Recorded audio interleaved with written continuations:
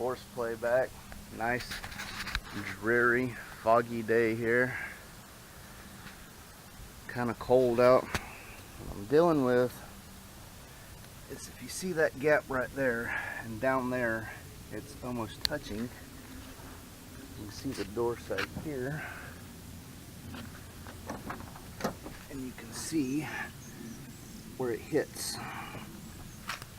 So I've seen this trick where if you come right here to the hinges, I already have a bolt out, undo these bolts. You can separate the hinge from the door. You can pull the door out a little, and you can insert washers between the hinge and the door, and in essence that'll kick the bottom of the door out, which will lift that end up. So we're going to give this a quick try and see how it goes. I don't know if you can see that, but got the back backed up and I can move that around. So I need to just pull this out enough to get these washers and bolts back in, and I'm going to see how good this closes after that. Alright, got the washers in there. I did three here and three here. Of course, that's going to kick the bottom end out about that far, which is what it seems to be sagging. I might have to take this apart and take two washers out, but that ain't no big deal.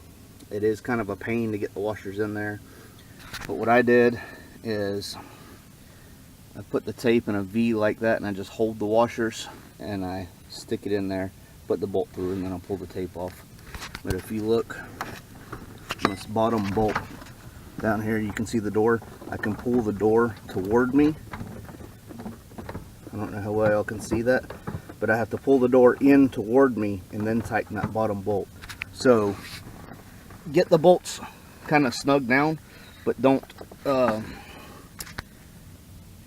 torque them down. You got to pull the door in and then tighten them down. Alright, so it's tight now. There it is.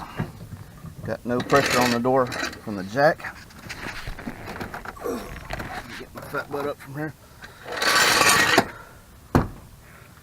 Alright, now if I look, I don't know how well you can see that. The door's sitting a little high. So when I close it, it's got to push it down. It's not even closing all the way now. So take some washers out and go from there. Just to show what I was talking about, I just put electrical tape right outside the hole like this, so I can hold these while I put it in. Makes it a little bit easier. So it closes a lot better, but I still had some issues, and I got to looking. If you look right here, you can see over time with that door closing low, it's pulled that down. So I want to adjust this a little and see what we can get out of it.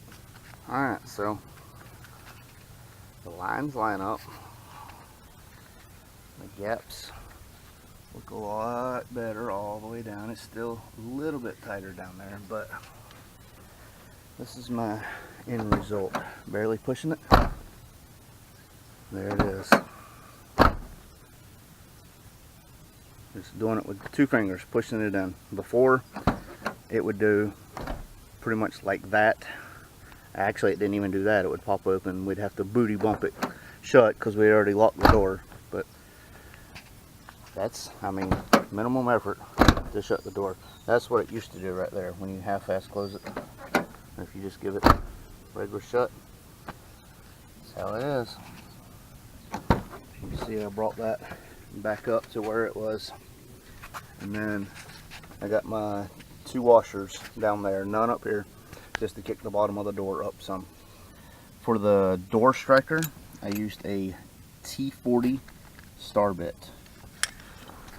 For these, it's a 13mm wrench. Alright guys, that's going to wrap this up. Thank y'all as usual. I had other stuff planned, but I don't know if y'all can see that up there on the windshield.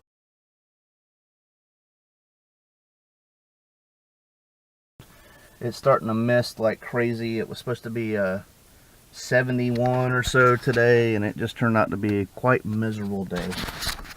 But guys, I have stuff in the mail. I'm pretty excited about it, so as soon as that gets here, I will be doing a video on that, so stay tuned. And like I said, thank y'all for watching. I won't turn around, I done made it this far. Look back now, that wouldn't be too smart. Shoot for the stars even when it gets hard. Put my faith in the Lord with these 16 bars. I won't turn around, I done made it this far. Look back now, that wouldn't be too smart. Shoot for the stars even when it gets hard. Put my faith in the Lord with these 16 bars. I won't turn around, I won't turn around. No matter how far I go, I'll never come back.